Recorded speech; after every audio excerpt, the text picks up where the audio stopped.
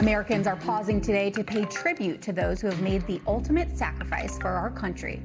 This is just a glimpse of the Memorial Day ceremonies nationwide.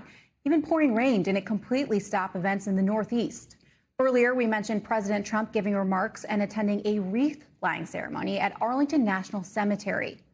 2 Vietnam veterans in attendance took time out to speak to our Aaron Gilchrist. They shared their perspective on what today means to them. Aaron Gilchrist joins me now. Aaron, this was such a powerful interview that you did. What did these veterans tell you about how their service has really shaped their views on Memorial Day? You know, this was just such an enlightening conversation with these 2 men who, both in their 80s, have lived a lot of life, obviously, and they talk about their service and the things that they did to be given these medals of honor that they received from President Nixon and from President Trump. And really, I think what we learned from them is that they know that they completed these missions where they saved all these lives. They were able to evacuate so many people who had been severely wounded in Vietnam. And at the same time, they pay tribute themselves to the men who served with them in the war and all the men who did not come back home. And that is to them really the main point of Memorial Day, that we all remember those who gave their lives in service to country. I want you to hear a little bit of what they told me about that. I held 18, 19, and 20-year-old boys in my arms. I heard their last words, and I saw the last breath of life come out of their body.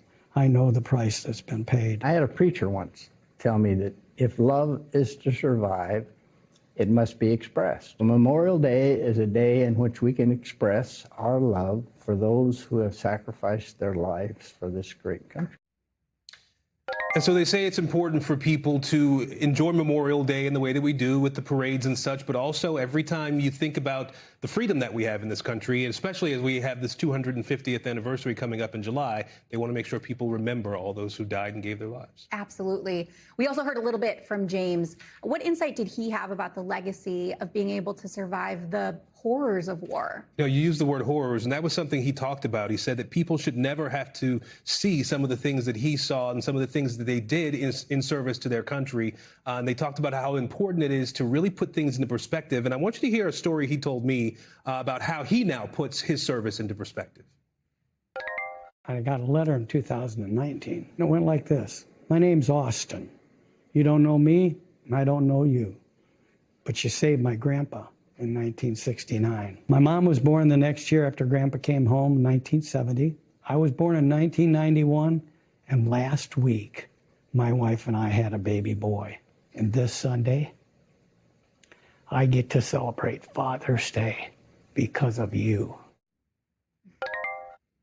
Because of you. I mean, that's the sentiment that he now lives with, where he understands that the work that he did, the fighting that he did so many generations ago really has helped us to form families that otherwise wouldn't have been formed if he hadn't been able to save and rescue so many people.